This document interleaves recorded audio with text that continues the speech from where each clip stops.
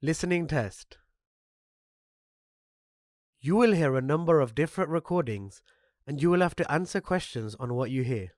You will have time to read the instructions and questions and you will be given time to check your work. All the recordings will be played once only. The test is in 4 parts. Now turn to part 1. You will hear an interviewer asking an interviewee called Lee to do a questionnaire on residency in the North. First, you have some time to look at questions 1 to 5.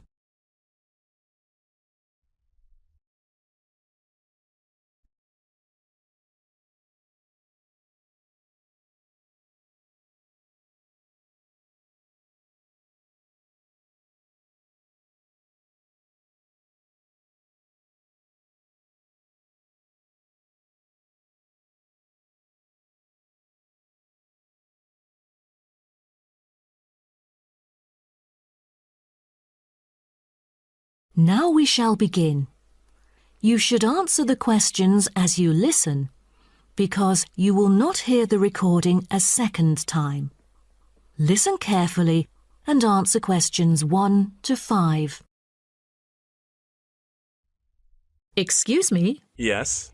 I was wondering if you could spare a few minutes to do a questionnaire on your residency here in the North. It won't take long. No, that's fine. Lovely. First of all, may I get some information about yourself? Okay. May I know your name and age? My name's Lee, and I'm 19 years old now. Great. And could I ask what your job is? Are you a student? Actually, I'm going to continue my study in business management next month. But at the moment, I'm a salesman by profession. Oh, right. And how long have you been living here in the North? Well, I have been in this city since I was 3 years old, but my family and I had lived in the East for 7 years at first.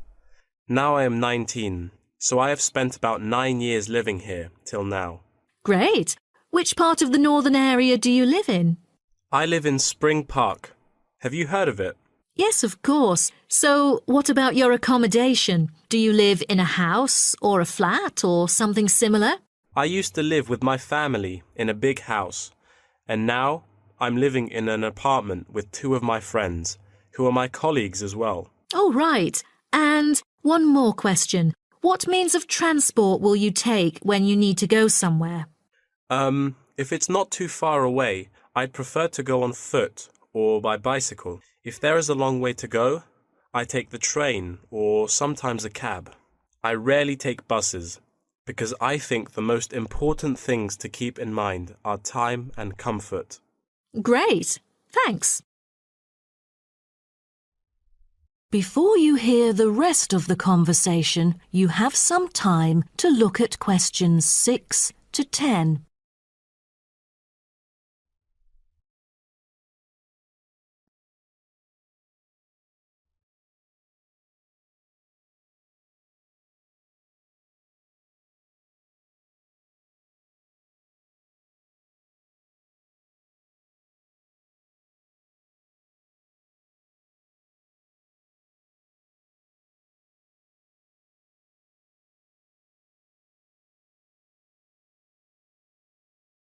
Now listen and answer questions 6 to 10. Now, let's go to the second part of my questionnaire. I'd like you to tell me, how often do you dine out? Is it once a week or several times a year? I'm afraid neither of those options agree with me. I don't often go out for dinner, maybe once a month. Every week just seems too often for me. OK, then where do you usually go for recreation? I often go to places that other people go to. I sometimes go clubbing after work. You know, there are some fantastic clubs nearby. And if you do not have to work during the day, will you go for a show or something? You know, there is a newly built theatre that opened last month in Spring Park, but I rarely go there because it's too expensive. I prefer to go to the cinema to see some of the latest movies. Do you like doing sports? And what is your main form of exercise? I like swimming and I go to the gym occasionally, but I spend most of my spare time sailing. All right. Last question. Have you taken any part-time courses? Yes, because I'm really keen on cartoons. I'm doing a Japanese course during the weekends, but I'm still a beginner. Wow, what a special language. Most people I know would like to learn Spanish or Latin. You must be brilliant. Well, thank you very much for your time. No problem. Bye. That is the end of Part 1. You now have 30 seconds to check your answers to Part 1.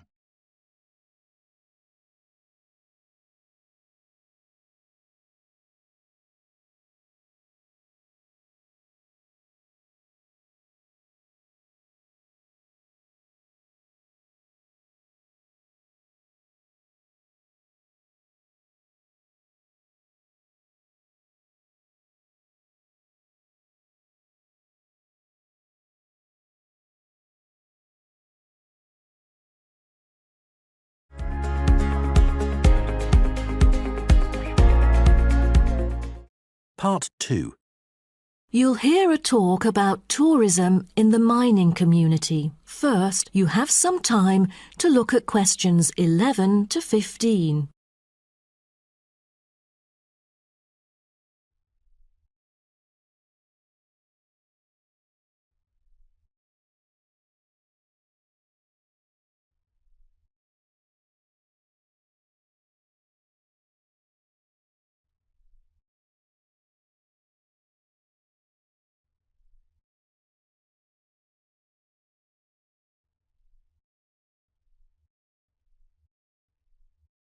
Now, listen carefully and answer questions 11 to 15. Hello, I'm delighted to welcome you to our mining community and very pleased that you're interested in the ores and pits of this area. I think you'll be pleasantly surprised with your special experience here. Now, let me start by giving you some warnings on safety rules and regulations. Rule number 1, always wear safety equipment. There is a litany of safety equipment that mining workers use for their protection, from helmets to safety glasses and gloves. It is essential that all workers wear the necessary safety equipment at all times.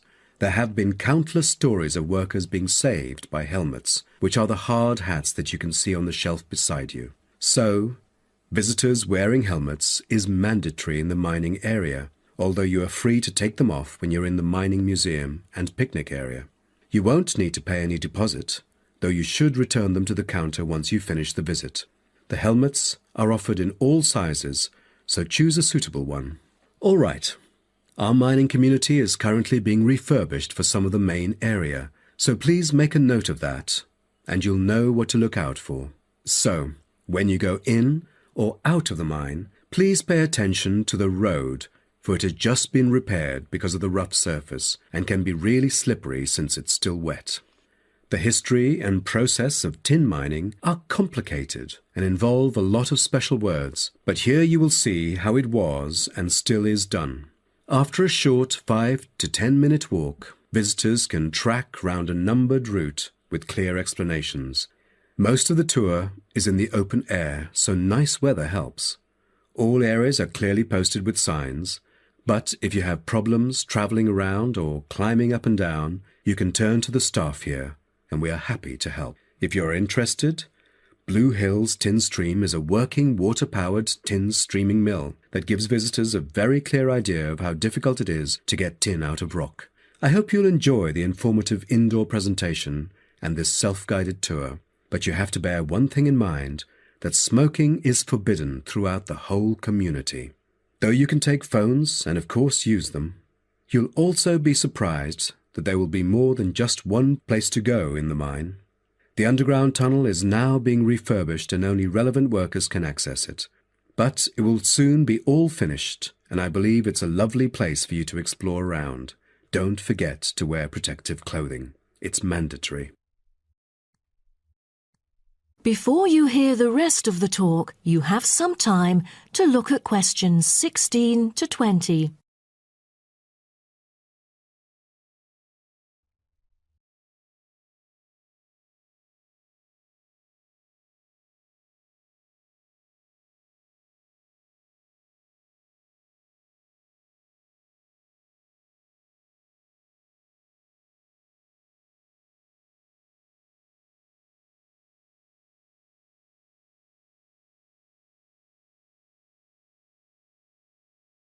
Now listen and answer questions 16 to 20.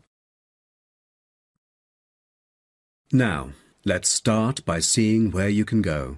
As you can see on our map in the brochure I've given you, we are here at the reception block. We have a famous mill which is used for making and processing materials such as steel and coal. To visit it, just go straight ahead, north, along the path in front of you, and you'll find it at the end of the path. Now, towards the east, go along the path from our starting point. Turn left to the corner and then turn right. There is a car park at the east end of the lane. To the west, there is a museum. Past the shop, around the crossroads, and it is just located at the west end of the road. And by the way, the shop is specialized in selling a variety of ore-related souvenirs, including key rings, postcards, tin-made Lewis chessmen, and even Roman soldiers which are made from beautiful pyrite. If you are interested in the laboratory where scientific experiments, analyses and research are carried out, it is situated at the southern part of the park, opposite the shop.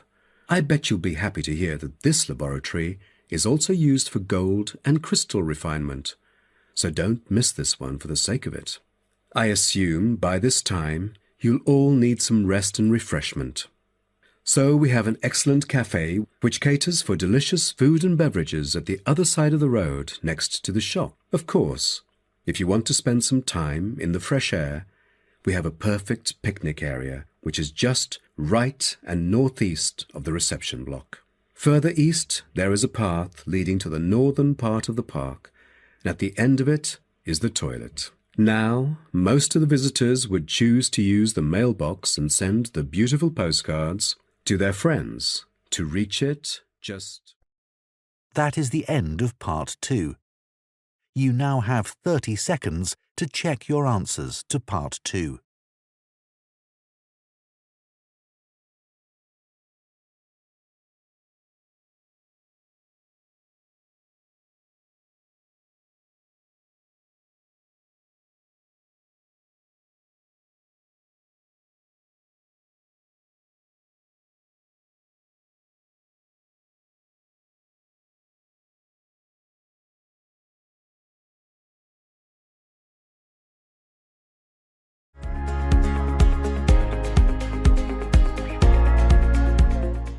Part 3.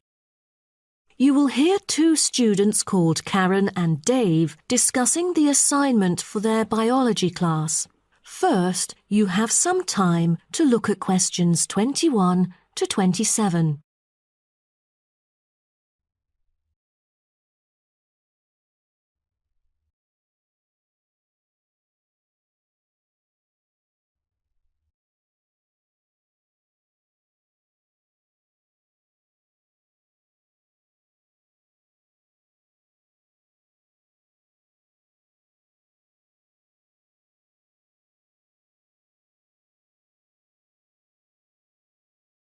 Now, listen carefully and answer questions 21 to 27. Hi, Dave. As you know, I've asked you to come here today to discuss the assignment for our biology class. We must decide what we should do about this very important research work. The whale survey. Yeah, I was also hoping to share some ideas with you. So let's start. OK, I've dug into some journal articles to see what sort of questions we should consider. Most of them include watching time and strongly urge it to be the top concern. What do you say? Yeah, the watching time should be carefully chosen, since I've heard a lot of unnecessary failures concerning picking the wrong time when it all went stormy and murky, and then nothing was seen during the whole field trip. I mean, they could have avoided that easily. Right. Then we should also pay close attention to the sea's surface because no one wants to encounter the failures you just mentioned. I think we'd better hope for the best, that it will be calm, with no choppy status. What about the weather conditions? That definitely should be taken into account, as it correlates with all the former factors. Most important of all, as a sighting is made, position and environmental parameters are recorded on standardized sighting pro formats, including time, visibility, position of the ship, using a global positioning system, wind speed, and wind direction. Shouldn't there be a set limit for the visibility level, say 50 metres? Cetaceans are really sensitive to sound. They are able to know that something's coming after them, so they would hide in order to avoid possible danger. So let's make it 100 meters, shall we? Yeah, that might be better. Oh, in that case, we'd also need to pay attention to the appearance of the fishing boats, for all the noise that they would make. That's right.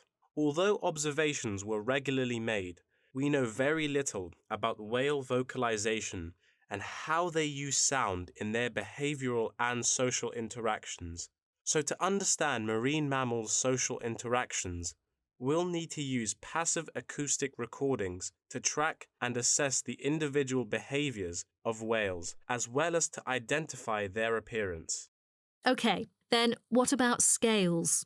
Oh, for each sighting, the number of animals should be counted. The group size, I mean. Also, we need to identify the species, possible age, and sex of the individuals. Before you hear the rest of the talk, you have some time to look at questions 28 to 30.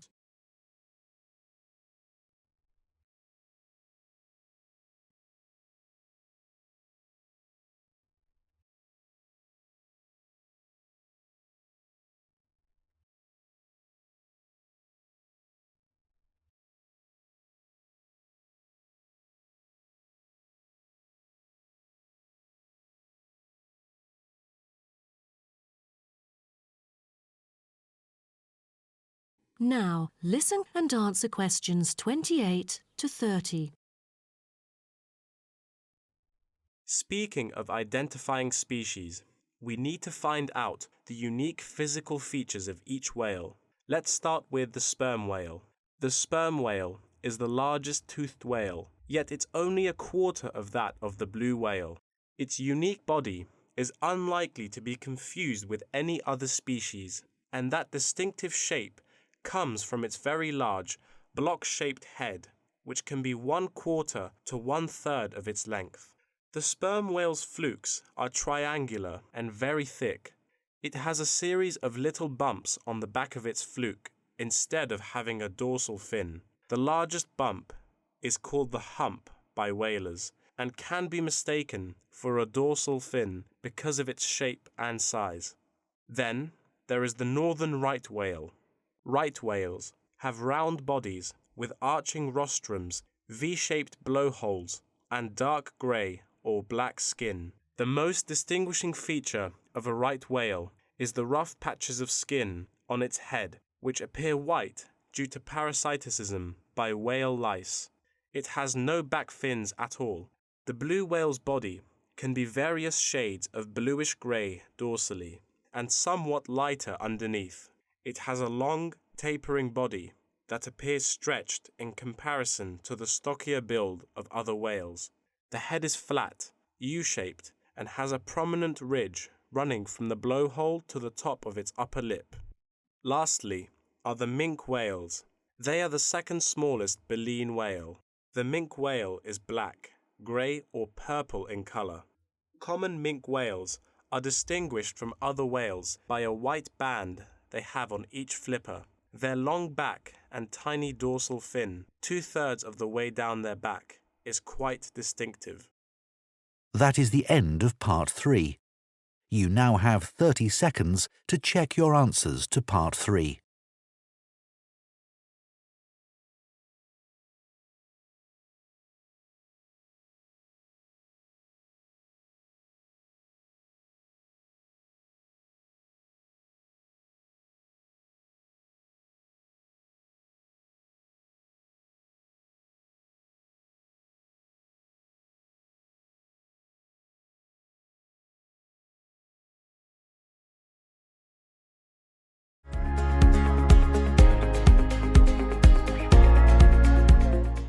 Part 4. You will hear part of a lecture about the biography of Samuel Cunard and his shipping company. First, you have some time to look at questions 31 to 40.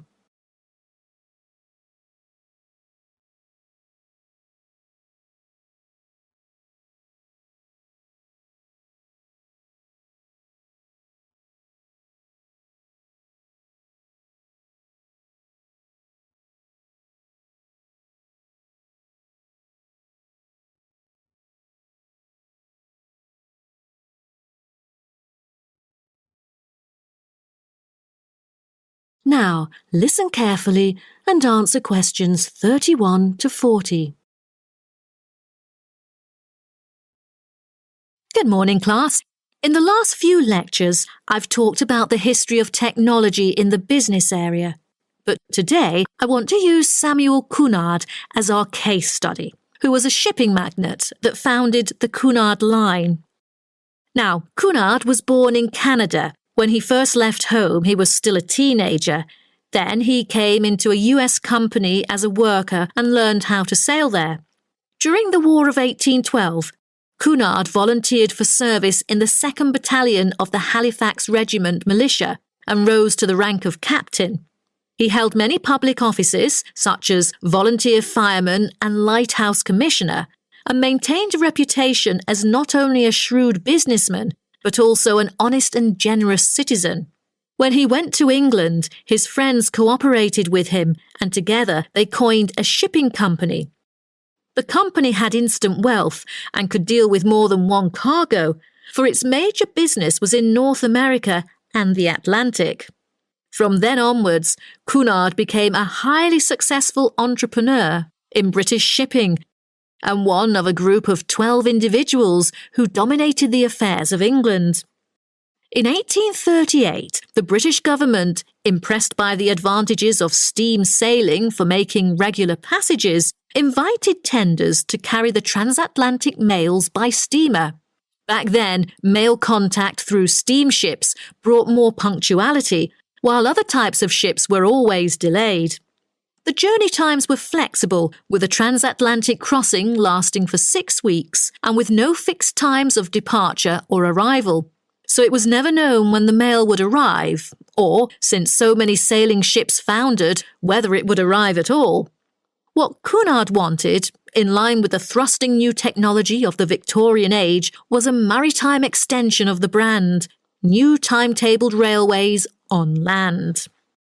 Cunard's experience in steamship operation, with observations of the growing railway network in England, encouraged him to explore the creation of a transatlantic fleet of steamships, which would cross the ocean as regularly as trains crossed land, and that's why he went to the United Kingdom seeking investors in 1837.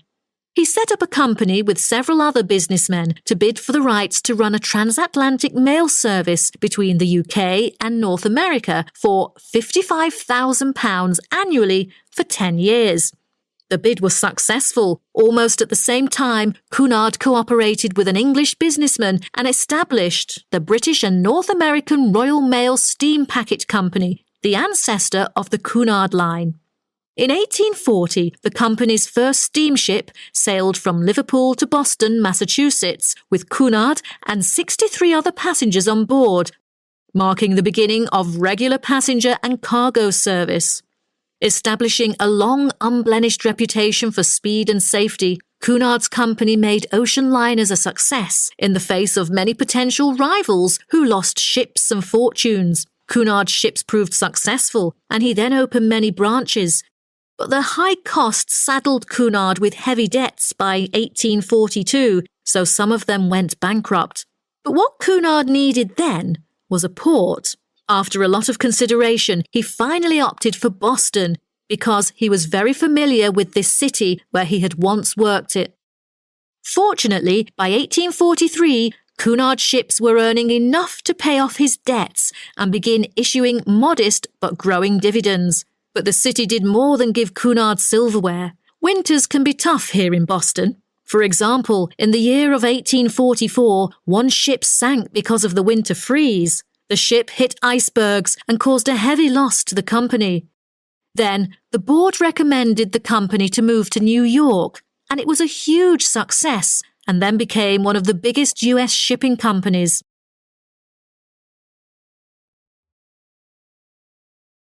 Cunard himself made safety his priority, and to this day, Cunard has never been responsible for the loss of a single passenger or a single mailbag on the Atlantic run. Cunard's conservative nature enabled his company to see off rivals and to take a measured and steady approach when it came to the introduction of new technology like radio communication. In the early years of his career, Cunard took a prominent part in community activities and various charitable organisations, as well as mercantile affairs which extended throughout the Atlantic provinces. Back then, there were hardly any entertainment facilities on board. In order to make sure that the passengers could have a comfortable journey, newspapers were printed on board. Cunard was gratefully remembered for employing his capital in shipbuilding activities in the hard times of the 1830s because this enterprise had circulated money where there would otherwise be poverty and stagnation. His competitiveness and his obsession not to waste time were important characteristics of his personality. Prior to 1912, the shipping line had focused on speed and soon was renowned for its velocity and safety. Although early in life Cunard was imperious, he learned diplomacy and became a skillful and persuasive negotiator. His contemporaries admired him for the contribution to transatlantic communication by the line popularly called by his name. After that, for affluent transatlantic passengers, Cunard brought new levels of luxury to ocean travel: lavish suites, a swimming pool, gymnasium, ballroom, electricity, and more, just like that of luxurious hotels. Okay, so does anyone have any... That is the end of Part 4. You now have 30 seconds to check your answers to Part 4.